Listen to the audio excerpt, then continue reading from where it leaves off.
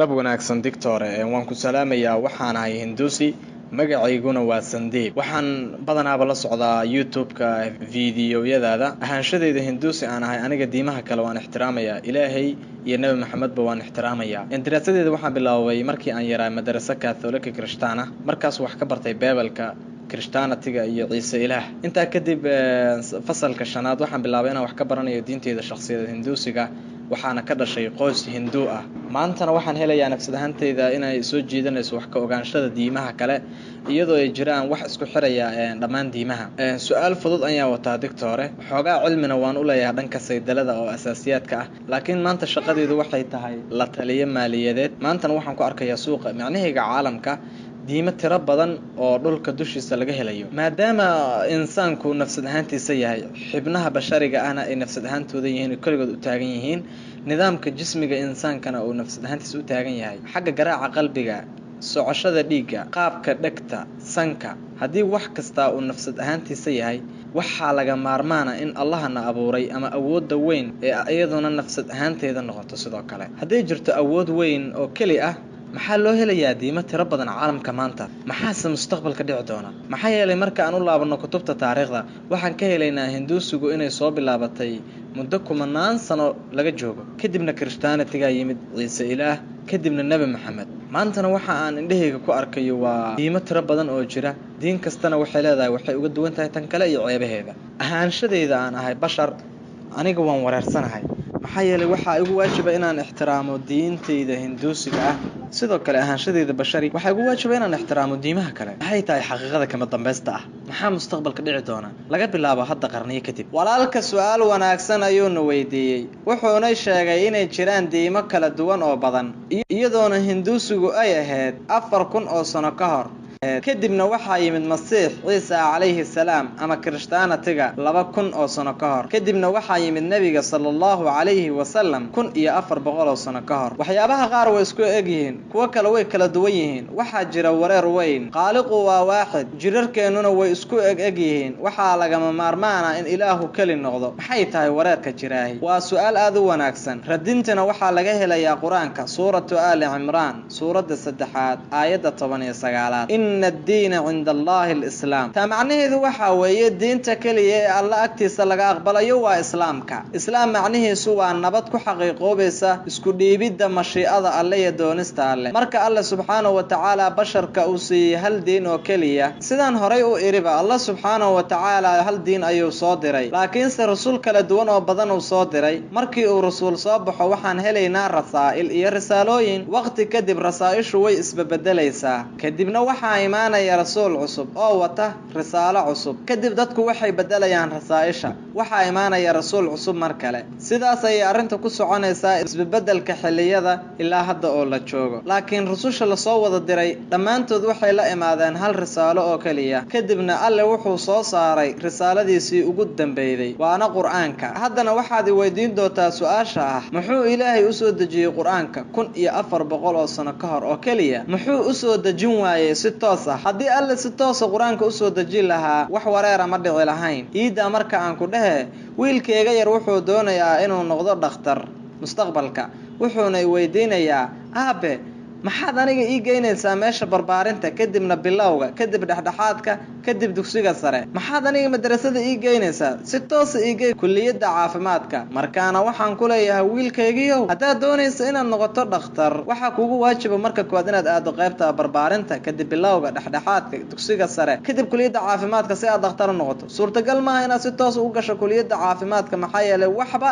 ma fahmaysid waa sida oo kale Allah subhanahu wa ta'ala waa Allahna abuuray wuxuu si fiican u ogyahay in basharku aysan awoodin inay fahmaan oo ay haleelaan risaalada Quraanka si dhameystiran hadii la waaxiyo lahaa markaa ka hor 1400 sano ka hor ilaa hadda Allah subhanahu wa ta'ala wuxuu ogyahay waana qaaliqeene in markii waqtigu uu soo dhawaaday taasoo suurtagal ay ahayd inuu basharku fahmo risaalada waana taas sababta uu soo diray rusushiisii hore waa ayna joogeen laakiin sama dhameystirneen ogaanshihiisa basharku inaysan awoodin inay fahmaan oo ay haleelaan macnaha oo dhameystiran markii ay isbedeshay rasaa'ishu micnaha saameynta dadka wuxuu soo diray rasaa'il cusub iyo rasul kale oo cusub sidaa darteed dhammaan rasaa'ishii timid Quraanka ka hor waxay ku socotay dad iyo kooxo kooban oo dadka kamid ah kuna eg xilli xadidan. dhammaan rasushii la soo diray nebi moxamed sallallahu calayhi wasallam horaantiisii waxaa loo soo diray dad kooban oo dadka ka mida, waxayna ku ekaayeen xilliyo xadidan ilaa ay ka imaato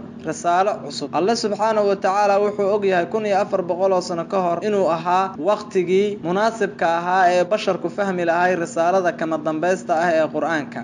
kadibna waa la waxyooday, wuxuuna soo saaray rasuulkii rususha ugu dambeeyey nebi moxamed sallallahu calayhi wasallam. iyadoo la fiirinayo ahaanshada qur-aanka risaaladii ugu dambeeyday, uma ahaanin muslimiinta iyo carabta oo keliya, uma ahaanin koox gaara oo dadka ka mid a, balse wuxuu u ahaaday insaanka oo dhan. rususha dhammaan imaadeen nebiga ka hor waxaa loo soo diray dad gaara oo cayiman. rasaa'ishuna waxaa waajib ahaa in la raaco xilli xadidan, laakiinse nebiga sallallahu calayhi wasallam waa nebigii nebiyada ugu dambeeyey. isagu uma ahan rasuul muslimiinta iyo carabta oo keliya, balse wuxuu rasuul u yahay insaanka oo dhan dhammaantood. laakiinse maanta waxaad weydiinaysaa, maxaa loo helayaa diimo kale oo kala duwan? haddaba waxaan ku leeyahay, khaaliqeennu wuxuu soo diray hal diin oo keliya. annaguna bashar ayaa nahay, waxaan joogtaynay bedelideeda. laakiinse xitaa suuradda faasidka ah ee la bedelay, aniga waxaan haystaa tilmaan waxaan haystaa ii damaanad qaadaysa in qof bili-aadan uusan ka hor imaan karin. aniga waxaan ku leeyahay, dhammaan dadka waa inay rumeeyaan inuu jiro kitaab muqadasa ugu yaraan oo ka kooban hadalkii alle nisba ahaan 100%. hinduusigu wuxuu leeyahay wax diidaya ma jiraan in fiidaasku yahay hadalkii alle 100%. masiixiga ama kirishtaanku wuxuu dhihi doonaa wax diidaya ma jiraan inaan rumeeyo baybalka inuu yahay kalaamkii alle nisbada 100%. muslimku wuxuu ku leeyahay qur-aanku waa nisba ahaan 100% hadalkii alle. anigu waxaan leeyahay, hagaag inoo daaya aan isku waafaqna hadda inaan raacno waxa mushtaraga ka ah dhammaan kutubta muqadaska ah, laakiinse wixii laysku khilaafsanyahay noo daaya, berri ayaan ka doodaynaa. naga daaya, yaanan ku lagdamin waxyaabaha khilaafaadka ah agtooda. aan isku waafaqno waxa mushtaraga ah inaan raacno. ugu yaraan waxaan hubinaynaa in waxa mushtaraga ku ah dhammaan kutubta muqadaska saddexda ah inuu yahay hadalkii alle nisba ahaan 100%. ugu yaraan juskaas mushtaraga ah. laakiinse wixii la isku khilaafsan yahay waxaa suurtagal inuu noqdo kalaamkii alle ama inuusan noqonin. berri ayaan taa ka munaaqashoonaynaa marka aan u istaagayno inaan wax raadino. aniga arday ayaan ka ahaa qaybta isbarbardhigga diimaha. waxaan daraasayay fiidaaska, Upanishad, Bhagavad Gita, baybalka, cahdul qadiim, cahdul jadiid iyo qur-aanka. markii aan baarayay dhammaan kutubta, waxaan helay in dhammaantood isku waafaqsan yihiin in la helayo hal ilaah. dhammaan kutubta muqadaska waxay leedahay allaha qaaliqa ma lahan naxti suurad, ma lahan taalo, ma lahan wax u qaab eg. dhammaan kutubta muqadaska waxay leedahay ilaahay wax ma dhalin, lamana dhalin. dhammaan kutubta muqadaska waxay leedahay rasuulkii ugu dambeeyay rususha ee imaan doona waa nebi moxamed calayhi salaam. waxaana ka soo qaatay kutubta muqadaska ah isla fadhigan aayado tiro badan oo ka mid a kutubta muqadaska ee hinduusiga, taasoo dhahaysa nebi moxamed inuu yahay nebigii ugu dambeeyey nebiyada. waxaan ka soo qaatay baybalka, waxaan ka soo qaatay qur-aanka. idan noo daaya aan isku waafaqno ugu yaraan waxa ay mudan tahay in la raaco oo ah mushtaraga. baybalka, fiidaaska, qur-aanka, saddexdaasi waxayna amrayaan inaan la qaadanin kaxuulka. waxaana soo qaatay nusuus badan oo jawaabahaygii hore ku jirtay. kutubta saddexdaa waxay leedahay waxaa waajib ah, shakhsiga waxaa ku waajiba inuusan cayaarin qamaarka, inuusan cunin hilibka khinsiirka. idan noo daaya aan isku waafaqno raacidda waxa mushtaraga ah. sidaa oo kale waxaa kugu waajiba inaad waafaqdo inuu jiro hal ilaah oo keliya, nebi moxamed calayhi salaatu wasalaamna uu yahay nebigii nebiyada ugu dambeeyey. waxaa waajiba inaadan cabin qamrada oo aadan cunin hilibka khinsiirka. salaada darteed waxaa waajiba inaad sujuuddo. dhammaan waxyaabahani waa nuqaad mushtaraga. sidaa darteed aniga su-aal ayaan ku weydiinayaa, haddii aad leedahay waxaan ahay hinduusi ixtiraamaya diimaha kale, waxaan ku weydiinayaa, ma rumaysan tahay inuu jiro hal ilaah? marka loo fiiriyo kutubta muqadaska, haa waan rumaysanahay. ma rumaysan tahay in caabudidda asnaamtu xaaraan tahay? waa mas'alo wareer ka taagan yahay. arrintu way iska caddahay marka nusuusta muqadaska ee hinduusiga ah. yaajur fiidaa juska 32 cadadka 3 natasya brathima asti waxay leedahay alle ma lahan suurad, ma lahan rasmi, ma lahan taalo, ma lahan wax u eg, ma lahan naxti. sidoo kale waxaa lagu soo celiyey Upanishad juska 4 cadadka 19 natasya brathima asti ilaahaasi ma lahan suurad, ma lahan rasmi iyo sawir, ma lahan taalo, ma lahan wax u qaab eg. idan maxaa waay waxa oo wareerka ah walaalkay? aniga waxaan ula jeedaa macluumaadkayga hadda ah aad ayay u yar yihiin sida ilmaha yararka oo kale. maya, haddii macluumaadkaadu si ilmaha oo kale yihiin, haddii qof caalima arrinta kuu sheego waxaa kugu waajiba inaad hadalkiisa rumaysato. hinduusi si dhab ah. idan maxaad u rumaysalaadahay? maya, sida aan iriba aniga waxaan ixtiraamayaa nebi moxamed. ixtiraam ma aha, ixtiraamkuna waa gaar, raaciduna waa shay kale. Marka aad shakhsi ixtiraamayso waxaa kugu waajib inaad hadigiisa raacdo. Idan su'aashu isla halka ayay aadaysaa. Su'aashii aan ku weydiiyey anigu adiga, haddii aan ahay shakhsi Hinduusi ah oo rumaysan Hinduusiga, marka aan gurigayga ka soo baxayo weli waxaa igu waajiba inaan raaco saaxiibadayda iyo dadka kale ee bulshada iyo basharka dhammaantood dhulka ku dul sugan. Ma waajib baa arrintaa?